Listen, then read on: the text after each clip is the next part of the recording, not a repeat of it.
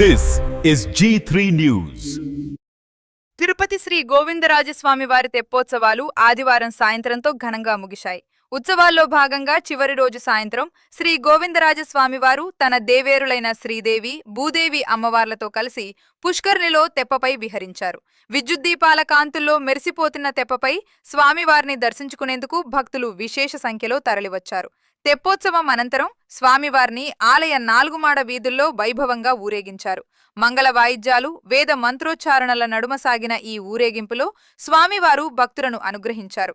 ఈ కార్యక్రమంలో తిరుమల తిరుపతి దేవస్థానం పెద్ద జీయర్ స్వామి, చిన్న జీయర్ స్వామి, ఆలయ డిప్యూటీ ఈవో శాంతి పాల్గొన్నారు. స్థానిక భక్తులు, యాత్రికులు పెద్ద ఎత్తున పాల్గొని స్వామివారి కృపకు పాత్రులయ్యారు.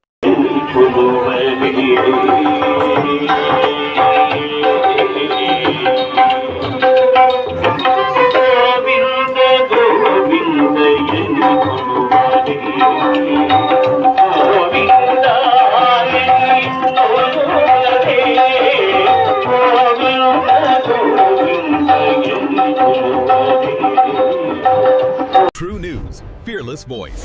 Follow our channel for your local issues and latest news. Like, share, and subscribe.